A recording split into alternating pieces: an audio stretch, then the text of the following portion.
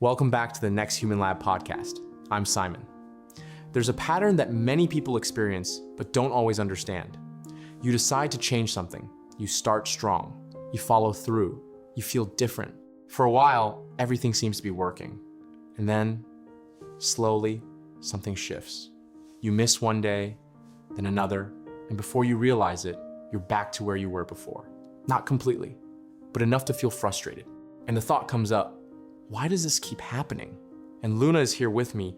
Why do you think this pattern feels so discouraging? Because it feels like you're moving forward, and then suddenly, you're not. And it creates this sense of, maybe I'm just not capable of changing. Even if that's not true, it starts to feel real. Exactly. And that's what we're exploring today. Because what feels like failure is actually something else. It's not that you can't change. It's that something deeper is pulling you back. And that something is your identity. In the first episode, we explored that you don't become what you want. You become what you believe you are.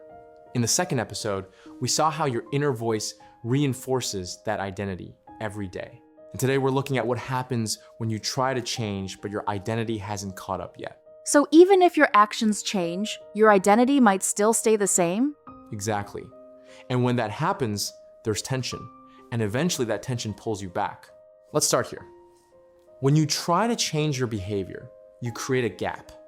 A gap between who you are now and who you're trying to become. And that gap feels uncomfortable? Exactly.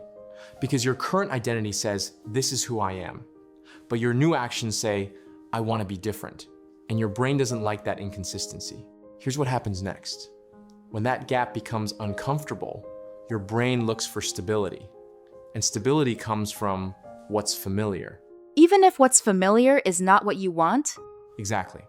Because your brain prioritizes familiarity over improvement. So it gently pulls you back to your old patterns. Not to stop you, but to stabilize you. Let's make this real. Someone decides, I'm going to be consistent. They show up every day for a week. They feel proud. They feel different. But internally, their identity still says, I'm someone who struggles with consistency. So when they miss one day, the brain says, this feels familiar. And it becomes easier to return to the old pattern. This is where things get misunderstood. Missing one day is not the problem, but how you interpret that moment is. Because it reinforces the old belief? Exactly. Instead of seeing it as, I missed one day, people see it as, see, this is who I am. And that reinforces the old identity. Let's reframe something important. When you go back to old habits, you are not failing, you are reverting. Reverting to what feels natural? Exactly. And what feels natural is your current identity. So the goal is not just to push forward, it's to update what feels natural. And if you're listening to this and thinking about times you've tried to change but ended up going back, this might give you a new perspective. Because it's not about lack of discipline, it's about identity alignment. If this episode is helping you understand your patterns more clearly, take a moment to like the video. It helps more people realize that they're not stuck. They're just operating from an old identity. And to everyone who's been supporting this channel, thank you. You're part of something meaningful here. Here's the turning point. Change becomes stable when identity shifts. So the goal is not just to act differently, but to see yourself differently. Exactly.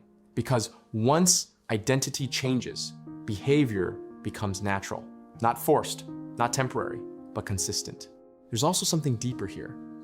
Letting go of old habits often means letting go of an old version of yourself. And that can feel uncomfortable. Because even if that version is limiting, it's familiar, and stepping into something new requires patience. Because identity doesn't change overnight. Let's talk about what you can do. First, notice when you slip. Instead of reacting, pause and ask, what identity is showing up right now? So instead of saying, see, I failed, you might say, I'm still learning to become consistent. Exactly. And don't wait for motivation. Return to the action as soon as possible. That reinforces the new identity. So today, you're not going back because you can't change. You're going back because your identity hasn't changed yet. Here's something to reflect on. Am I trying to act like a new person without becoming one? Because that question changes how you approach growth. In the next episode, we're going to explore something essential: the gap between who you are and who you want to become.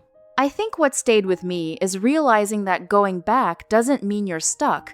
It just means something inside hasn't fully shifted yet. Yeah. And once you understand that, you stop blaming yourself and you start working with the process. We'll see you in the next episode.